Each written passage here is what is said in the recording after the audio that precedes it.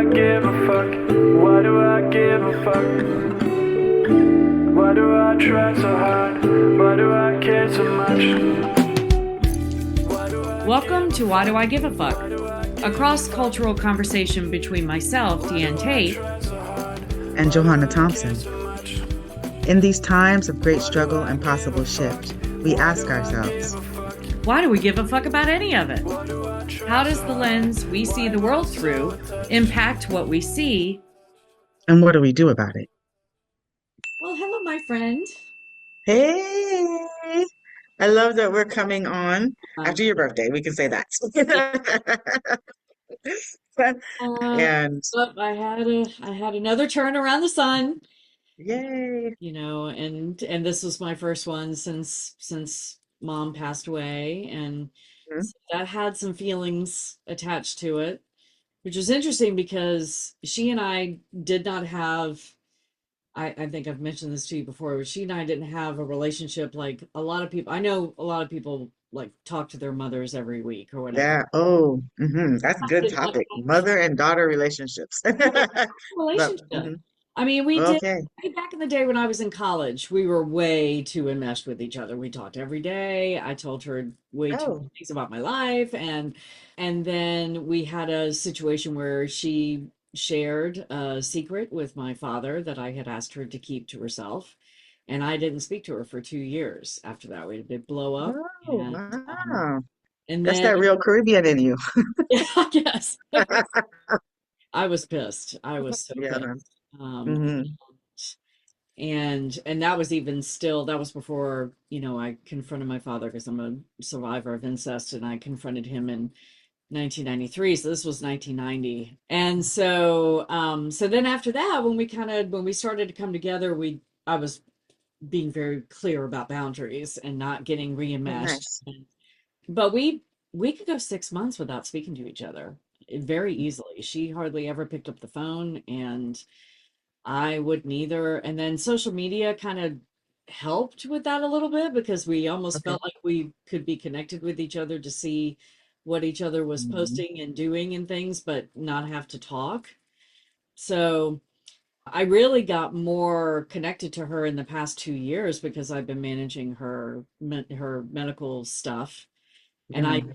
I didn't talk to her directly a lot, but I talked about her. So it was like Got conversation you. adjacent. I mean, I was having lots of discussions with her nurses and her doctors and other siblings about her medical stuff and about her. So it felt like I was talking to her a lot, but not actually talking to her, which, can be problematic as well. And the older she got, the harder it was for her to have conversations. She didn't hear very well, and the phone made it challenging. And so, so there were, I mean, I can count on more than one hand the times that she would forget to call me on my birthday. Okay.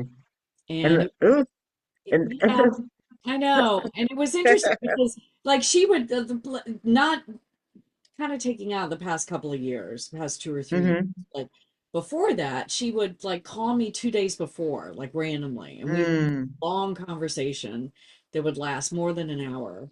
And then it was almost like in her brain, she just kind of checked a box. Like And the birthday would come, handle that business.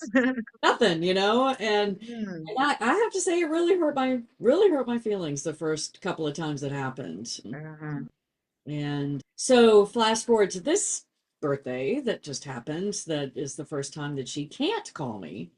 And Yeah, it was like there was a relief, on some yeah. level because I Because you're was like, I know she's not here, so I don't have the expectation of hearing from my right. mother on She my doesn't birthday, call, right?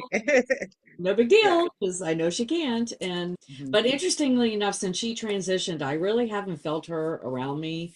When I talk to Hmm. people about the fact that she just passed, they're all like, "Oh, she's always with you," and I believe in that stuff too. But I really haven't Yeah, felt her with me since she passed. I get the yeah. sense that she is out there just doing her due. Doing living, yeah.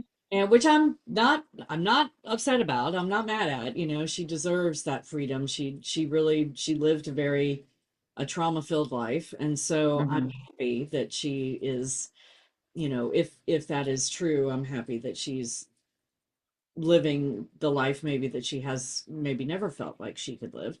but I Yeah. did feel her with me yesterday. So I love that. And so maybe she was like, ooh. she was calling me. 'Cause and when you said this, I was thinking, I was just like, I'm wondering if like the 2 days before, my brain starts to like be curious about how and why people have the behaviors that they have. Yeah, yeah. So, like, I'm like, well, maybe the 2 days before is because parents get to a place where they know that their young people, if they're not giving them the birthday party, are going to want to party with their friends and stuff like that on their birthday. So there's not really time to talk to them. Because I know on my birthdays, Mother's Day and my birthday are my days. Mm. I don't want to be harassed. Like Mm. not, leave me alone, door closed, knock on the door. If I respond, Yeah, then we can engage, you know what I yeah. mean? But like those are days like, and of course you have children, and children will always do what it is, no, mommy. But on those 2 days, it's a designation of Mother's Day and my birthday are my days, and Mm. I don't want to do anything. So I could imagine, like my family members and stuff like that will send me a text on the day, but nobody's actually trying to call me because I Mm. don't want to be Mm-mm. called. Nobody's act because I don't want to because I feel like I have to put energy into taking care of people on the Right, days, and I right, don't want to do that on my days. right. Gotcha. So that I immediately went to that. Like maybe mom was reaching out, having these long conversations and checking that box so that because she knew that on the day you would be doing what you do for Mm. you on those days. I'm Maybe. just giving other proposals. But the fact that she's not here and that she could actually ride with you on your birthday, there she did. You Yeah, felt her yeah, spirit and her energy with you. yeah. Yeah. And there's no denying her. If you hanging out with your people, she gets to be there too this time. Yeah. Well, the past two Okay. years, the past 2 years, I actually was down in North Carolina on my birthday. So my 55th and 56th, I spent with her. I was physically with her. And when I was there for the 55th, I remember thinking, I wonder if she's going to forget when I'm actually here. And she didn't. I was pleasantly surprised because, the past couple of years it's gotten harder for her to remember. Her concepts of time just was gone, and dates, and she just wasn't tracking things. So I wouldn't have been. I was almost I was almost thinking, she can forget when she's mentally and physically stronger than when she's not. I fully expected her to, but she didn't. So Mm, and it was nice that I got to spend the actual days with her. And mm, so that was nice. I mean, I continue to get in touch with the blessings of the last couple of years and how our relationship shifted. And I have a picture that I got framed. I found this in her. She has lots and lots and lots of pictures stored, and we were going through them after she passed. And I found this, and it's the only yes. picture I've ever seen of her hugging Is me. it okay? I was like, is that her hugging you? Yeah, yeah, yeah. I can see it now. And I love the vibrant red. Yeah. Oh, And it's the okay. only picture I have. I don't ever remember Yeah. her hugging. She wasn't a hugger. It didn't, didn't Affectionate just in that way. say I love you just out of nowhere. And so she's actually pregnant with my younger sister at this moment. We're up in Maine and just having a moment, a sweet moment together. And I don't have any memory of the actual memory except that I've now Yeah, sure. that you have the picture of it. I got the picture framed and have it up above my desk, and so um just to A remember. reminder of tenderness. Yeah, Yeah, I really got yeah, in touch with that at the end of her life. The last mhm, couple of years, her eyes lit up when I walked in the room. And I think mhm. I've mentioned before when we talked about right after her transition, and I had not ever seen that before. So that was lovely. And she told me Yay. keenly how much she appreciated me. And when I was, I just moved, for those who might be listening for the first time, just moved into a new place.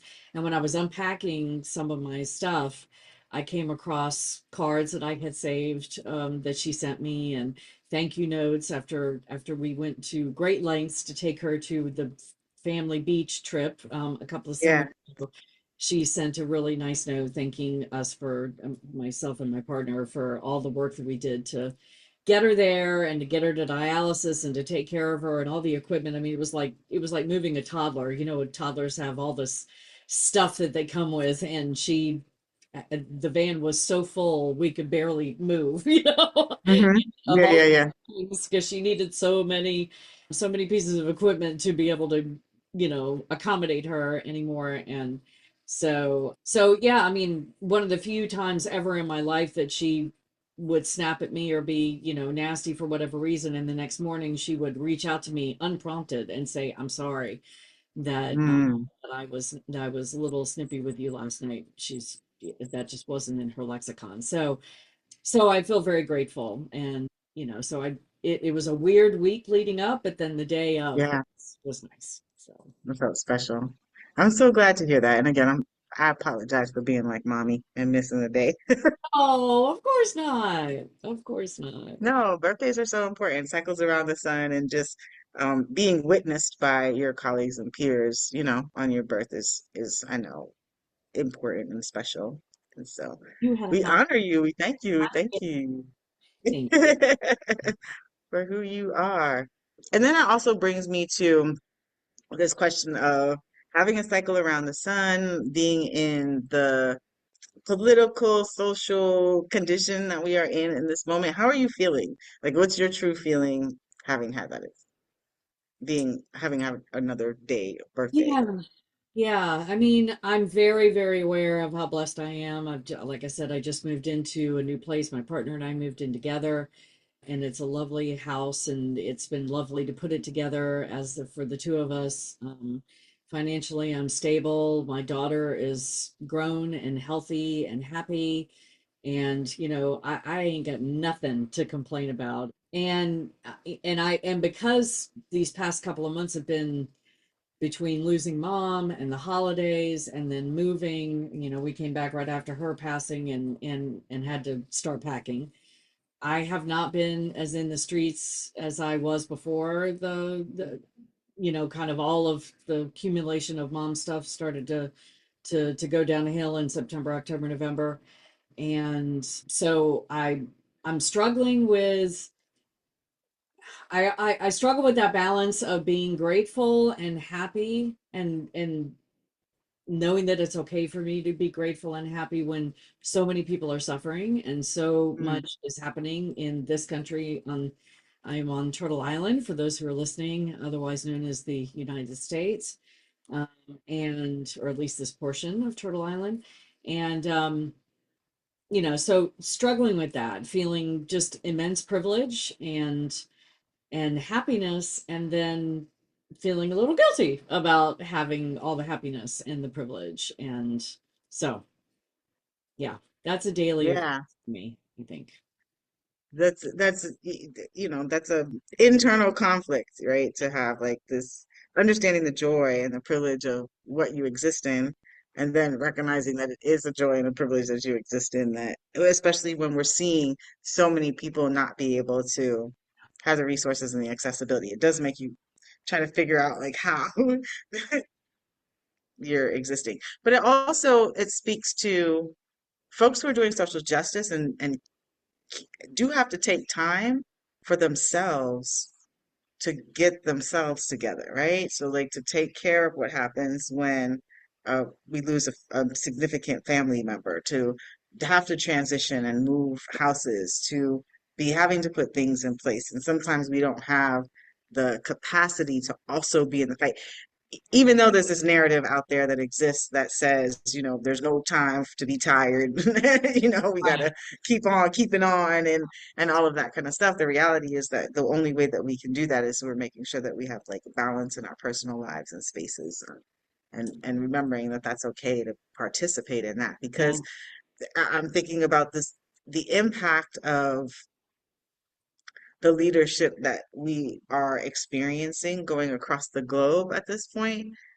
What I am witness to is what folks are attributing language to, like efficiency um, and the value and all of these very heavy set words on existing in a very oppressive state, right? So like Mm. asking folks to come back into the office because provides more productivity, when research and the data would offer and suggest that people actually give more time when they're outside of work because they're in the house and they're thinking about it and they're shifting their time. So you don't just get a 7.5 hour day out of a human. You probably get more like a 13 and 15 hour day out of a human.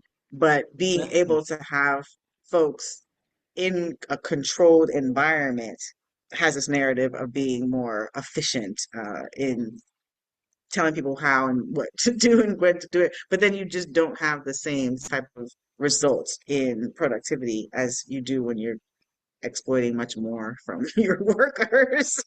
Right. Right. So this is interesting oxymoron that's going on that I'm thinking of you and your birthday and taking time for your family and taking time for you and feeling guilt around the accessibility and privilege you have. But the reality is that we do need to take care of ourselves in balance, regardless of how much, privilege we have. And it's really interesting juxtapose, and I'm joyful for you. And this is a funny narrative that we can like look at and have a comparison of because I exist in the totally opposite. I mean, I haven't Yeah. lost my mother, thank God. We're not putting that in the universe. But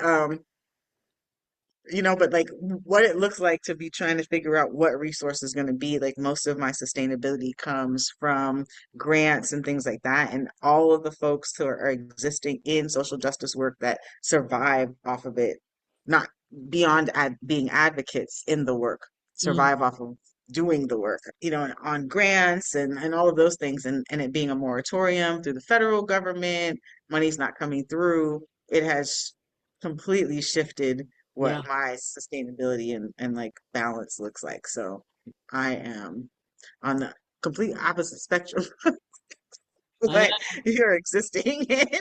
Yeah. And and this is the type of thing that we continue to see, like when we're looking at our structures and like what is resource and like what is accessibility and what does that look like coming from the history of oppression that exists. This is what you have two folks that are probably very much similar in upbringing and education and all of that kind of stuff, but resourced differently from the historical, existence and what wealth building could look like in the United States. That's Oh a yeah. very clear and real thing. And then that is something that is going to continue.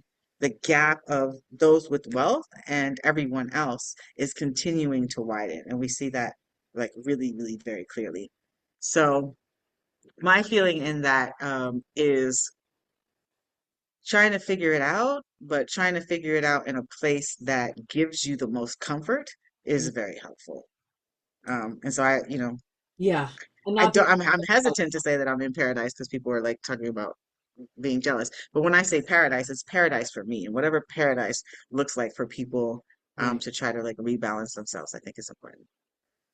You're Yeah, gonna say and something. yeah, well, the thing that stuck out for me in listening to you is the guilt piece, and to not be, where I've learned a lot during my awakening about white guilt, and was driven by white guilt a lot, and probably still am. I'm not gonna act like that's not a thing for me. And the resources that I have, the financial resources that I have just exponentially grown because of the loss of my mother, and the mother and the money that I am receiving was built on the backs of underprivileged people, generational wealth for sure. Mhm. In fact, one of the American dynasties of generational wealth. So what do I do with that, and how do I it's it and my partner and I have these conversations because he's like, um not wanting me to give money out, just willy-nilly to people because it-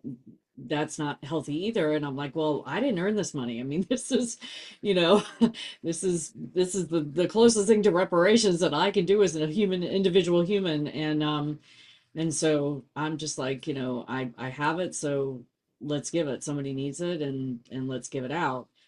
So yeah, it has lots of feelings attached to it, especially Yeah.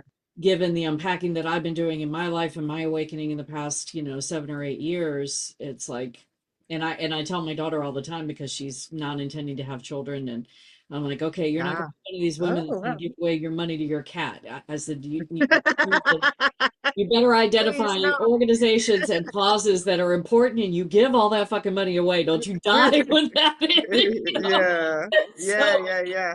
so we've already been having those conversations because I'm like, no, I don't want to hear that you've left all this shit to your cat. You need to give that money Yeah, away. If you're not going to have kids, please. then, use it for something valuable and something good Hmm. to make the world a better place. Don't just sit on it.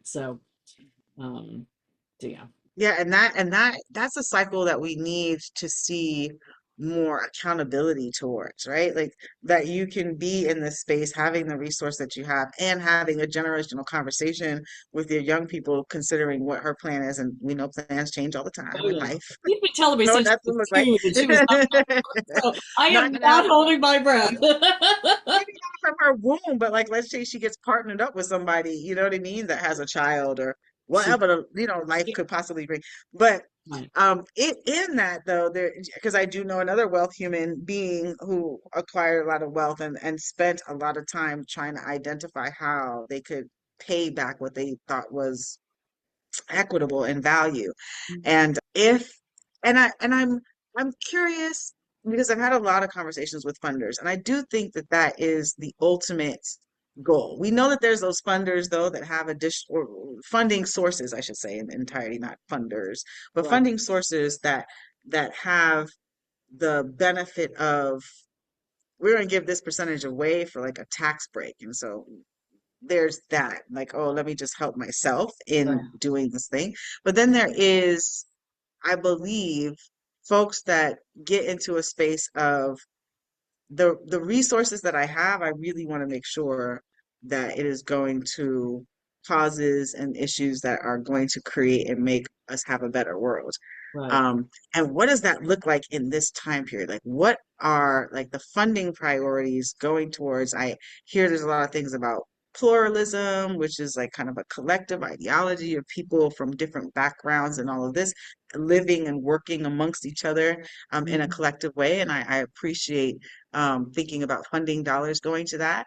And I am also curious about how the resources are being limited because there's this association with if it has anything with DEI, we don't want right, those type of legislative priorities now to impact how we have income into our own personal professional businesses and corporations and all of that kind of stuff right, to then not make sure to make sure then that that money that is given away for tax benefits is still available, right? Because yeah, companies are not getting dinged by participating in, you know, initiatives that are being outlawed that actually help us to increase our bottom line.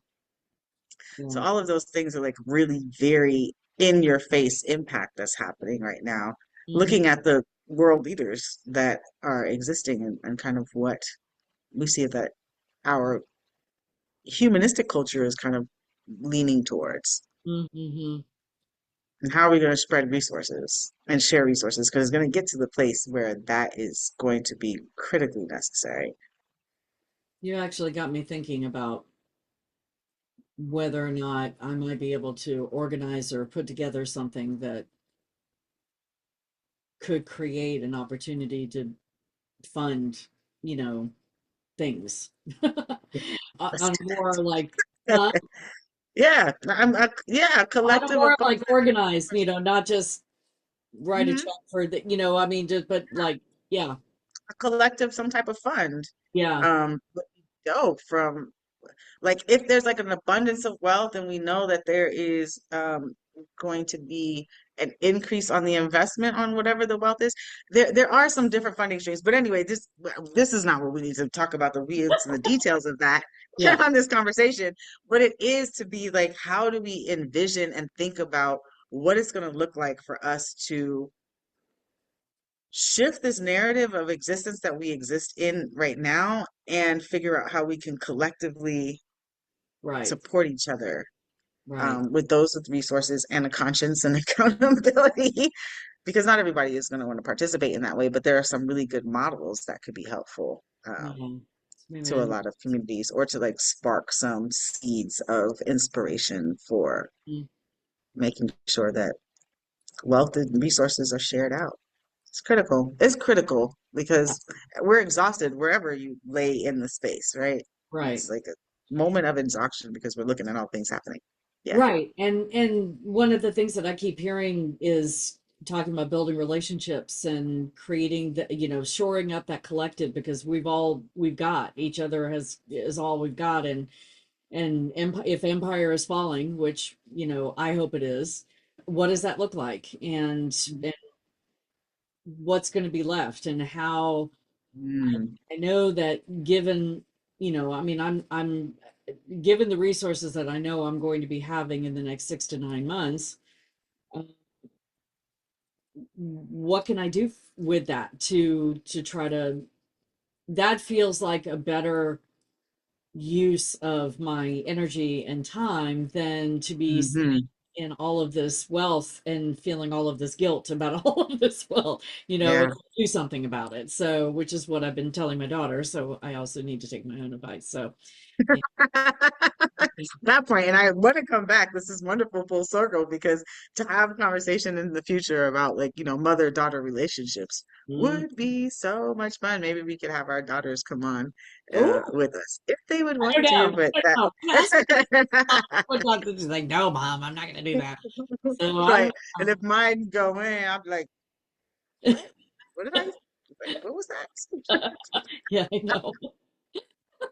They're probably already going, God, I can't believe my mother's doing a There you go. podcast, so that No, they generation love it. embarrassment.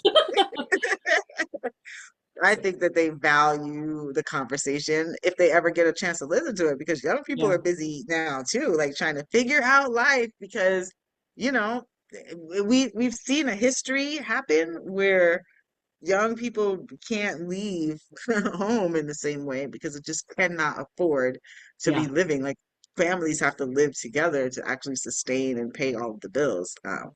And you're seeing more people who are U.S. born having to do that. We've been able to observe that when migrant folks come over, and a lot of people are in one space until they right, are able to create some prosperity for themselves. But you're seeing a lot of more U.S. born humans that we have a culture where everyone, you know, grows up and moves out and right, does their own thing. But interestingly enough, in other cultures, folks grow up and like kind of move on top, not move out. Like I right. experienced that in I think we talked in about that in a before. That couple it's places. really a Yeah, good man. thing Yeah. to like spread out and disappear from Hmm. each other, and have generations living so vastly away from each other that they Away can't from each other. even, that they don't visit, and they don't have the same level of relationship. So Yeah. yeah, it's not unusual for other cultures to live together in Right the with each same other. place. Just build a bigger edifice to accommodate Right. everyone. Just keep I having, love seeing that in Egypt, like having, like seeing buildings like at either 2 stories, 3 stories, 5 stories, or 6 stories, but then always having the cranes going up. And I'm like, why do you guys do that? I thought it was a New York thing, like where you have those little spikes that the pigeons, but I'm like, there's no pigeons that I really am seeing around Egypt. And then they explained that to me that it's just they build up for the next family member who is going to oh wow. have their own home. And so when I went into the homes in Egypt, then the staircase is open, so you can kind of look up all the way, and then as you go up to each floor, it's the different family members in the house going up. It's a That. very cool thing. And then dinner happens all together in a very communal way. Childcare, sharing, and schooling support and stuff like that all happens in a very communal way. It's something that I really, really love. And we organically are going back into that in the US because people can't afford to live. Because But we it's just something about like kind of sharing resource of family and care that is really, really beautiful. So as we're getting into this space of like this division of wealth, and people are going to have to, I mean, just historically, you become more tribal because we can't live on an island by ourselves. It's not sustainable. You see this more shared community living space. And so it'll be interesting to see what the social dynamics become from that. yeah. On some level, it's almost like those of us in the U.S. are going to be forced, doesn't feel like the right word, but circumstances are going to create it so that we have to learn how to live communally. And you and I have talked about Of how course. whiteness doesn't, or and not to make it all about not centering whiteness, but we just don't have the skill set to do the communal thing. We're individual. Mhm. What did you call it? Remember that phrase? Collective individualism. Yes. Is that it? Yeah, yeah, That's yeah, how yeah, we yeah. know how to do the collective, only on an Yeah, individual on basis. an individual basis. Yeah. Like I like the same thing that you like, but my way.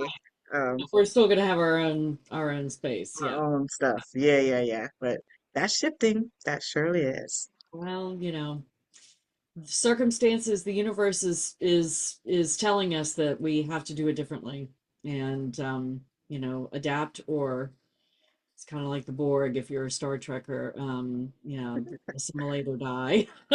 Yeah. Oh, assimilate or die.